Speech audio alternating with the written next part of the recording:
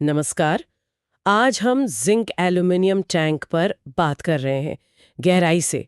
ये दिखने में तो बहुत मजबूत लगते हैं, पर इनकी लंबी उम्र का राज ना कुछ ऐसी छुपी हुई चीजों में है जिन पर अक्सर ध्यान ही नहीं जाता। हाँ, बिल्कुल। हमारे पास एक एक्सपर्ट लेख है जो इन्हीं अनदेखे डिजाइन पहलुओं पर रोशनी डालता है। तो आज हम यही समझने की कोशिश करेंगे कि कैसे ये छोटी छोटी लगने वाली बातें असल में टैंक की मजबूती और उसके टिके रहने के लिए बहुत जरूरी हैं। एकदम सही कहा। और यही वो अनदेखे पहलू हैं जो आगे चलकर लंबे समय में काफी बड़ी दिक्कतें खड़ी कर सकते हैं। तो हाँ, चलिए इन्हीं पर थोड़ा बारीकी से नजर डालते हैं। हाँ, तो शुरुआत करते हैं एनोड रॉड्स से। अब जिंक एल्यूम कोटिंग तो खुद ही इतनी बढ़िया होती है जंग रोकने में, फिर ये अलग से रॉड क्यों? ये सुनने में थोड़ा शायद गैर जरूरी सा लगे। हाँ, ये सवाल आता है दिमाग में। देखिए, जिंकैलियम कोटिंग जो जिंक और एल्यूमिनियम का मिक्स है और वो वाकई जंग से बहुत अच्छी सुरक्षा देती है, वो तो अपनी जगह है ही। पर ये एनोड रॉड, इनको सैक्रिफिशियल एनोड भी कहते हैं। सैक्रिफिशियल मतलब बलिदानी? जी हाँ, बिल्कुल। ये खुद गलकर खुद को खत्म करके टैंक के स्टील को बचाती हैं। तो ये एक तरह से टैंक के बॉडीगार्ड जैसे हैं। अच्छा। हाँ, और इनकी ज़रूरत खास तौर पे तब पड़ती है जब मान लीजिए पानी की केमिस्ट्री थोड़ी गड़बड़ है, ज़्यादा एसिडिक या कुछ और, या फिर अंदर जो लाइनर लगा है उसमें कोई अनदेखी खरोंच आ गई हो। ओह। तो अक्सर लोग सोचते हैं कि भाई कोटिंग है तो काफ़ी है, इनको नज़रअंदाज कर देते हैं। पर असल में ये छोटी सी दिखने वाली छड़ टैंक की उम्र कई साल बढ़ा सकती है।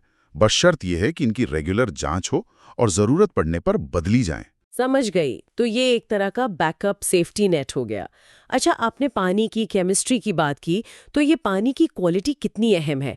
क्या ये मान लेना ठीक रहता है कि भाई पानी तो पानी ही है? नहीं, बिल्कुल नहीं। ये धारणा तो खतरनाक हो सकती है। अगर पानी बहुत ज्यादा एसिडिक है या बहुत खारा है या उसमें क्लोराइड या सल्फाइड जैसे तत्व ज्यादा हैं, हाँ। तो वो न सिर्फ टैंक में जंग लगने की रफ्तार तेज कर सकता है, बल्कि जो अंदर लाइनर लगा है उसको भी खराब कर सकता है। अच्छा। इसीलिए टैंक लगाने से पहले पानी का पूरा विश्लेषण करवाना बहुत जरूरी होता है। उसी से पता चलता है कि किस तरह का लाइनर सबसे सही रहेगा और क्या दूसरे सेफ्टी उपाय करने की जरूरत है। सिर्फ अंदाजे पर काम करना बाद में महंगा पड़ सकता है। सही बात है। पानी के अंदरूनी असर को तो हल्के में नहीं ले सकते। अच्छा, अब टैंक के अंदर हवा के बहाव की बात करते हैं, मतलब वेंटिलेशन। ये क्यों जरूरी है? हाँ, ये भी एक ऐसा पहलू है जिस पर कम ध्यान जाता है।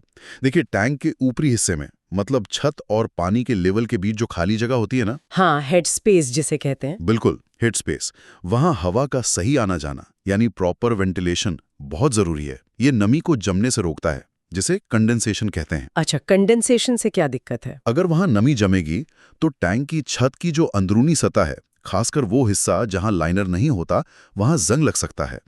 लोग अक्सर इसे कम आंकते हैं, पर खासकर जहां नमी ज्यादा रहती है, उन इलाकों में ये अंदरूनी जंग की एक बड़ी वजह बन सकता है। अरे वाह, ये तो मैंने सच में कभी सोचा ही नहीं था कि अंदर की हवा भी इतनी जरूरी है।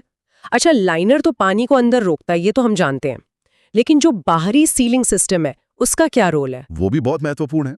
देखिए, लाइनर तो अंदर पानी को संभाल रहा है, लेकिन टैंक का जो बाहरी ढांचा है वो शेल पैनल बोल्ट से जुड़े होते हैं, है ना? हाँ हाँ। तो उन जोड़ों के बीच जिस सीलिंग लगी होती है वो भी उतनी जरूरी है। ये ना सिर्फ पूरे स्ट्रक्चर को मजबूती देती है, बल्कि ये बाहर की नमी को, जैसे बारिश वगैरह का पानी, उसको अंदर घुसने से रोकती है। अच्छा, बाहर की नमी से क्या फर्क पड़ेगा? कोटिंग तो है ही। फर्क पड़ता है। अगर बाहर की नमी उन जोड़ों से अंदर आती है तो वो धीरे धीरे बाहर से कोटिंग को नुकसान पहुंचा सकती है, स्टील तक पहुंच सकती है। कई बार क्या होता है, सारा ध्यान अंदर के लाइनर पर होता है और इन बाहरी सील्स की क्वालिटी या उनके सही इंस्टॉलेशन को नजरअंदाज कर दिया जाता है। तो मतलब अंदर और बाहर दोनों तरफ से डबल प्रोटेक्शन चाहिए। पानी और हवा के अलावा क्या तापमान भी कोई मसला खड़ा करता है? मेरा मतलब है, जैसे चीजें गर्मी में फैलती हैं, सर्दी में सिकुड़ती हैं। हाँ बिल्कुल, ये बहुत अहम पॉइंट है। तापमान के घटने बढ़ने से हर चीज फैलती और सिकुड़ती है, और ये बड़े टैंक भी।